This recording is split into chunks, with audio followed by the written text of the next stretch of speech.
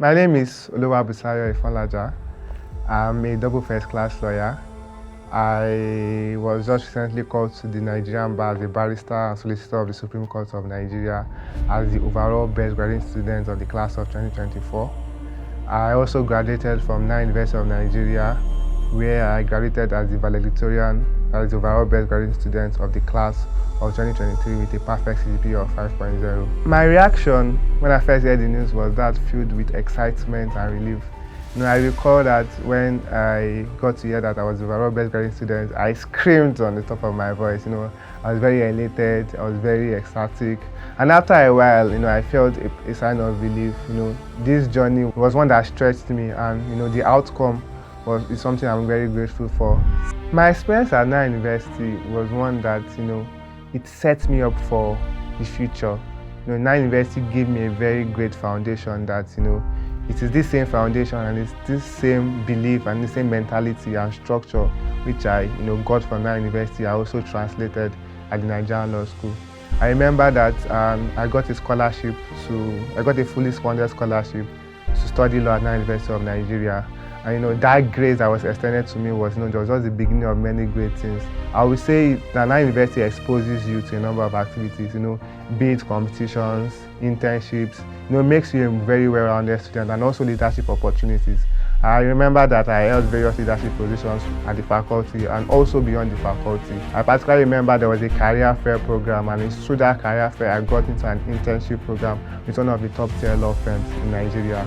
And Nile University also exposed me to a number of competitions. I remember from starting as a member of the International Nigerian Law Advocacy Club, Club. As a member, I transcended to be a president of the club.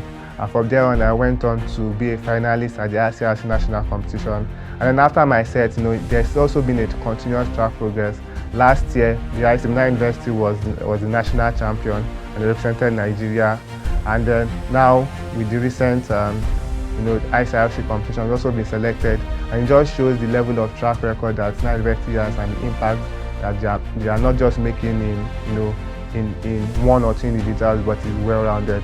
I also recognize that I also did a number of competitions like essay competitions, which I made use of a wide range of Nile University resources, the Nile Library, So this gave me the support to win essay competitions, that of NICAP, Beverly Oyenjaya, Agbakoba, and many others. And maintaining excellence is something that doesn't spur up instantly. It's something that progresses progressively, if I may use that word. And then it shows that I didn't necessarily have to change my regimen or the style or the mode I adopted while I was at Nile University. And it shows, and this even shows, it's evidence. It speaks for itself. In a way, I also transcended and made use of that same pattern. And that was that foundation and that pattern I used at Nile University, I also made use of at the Nigerian Law School.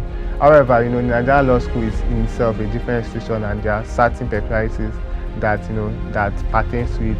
But then the excellence has the very same foundation.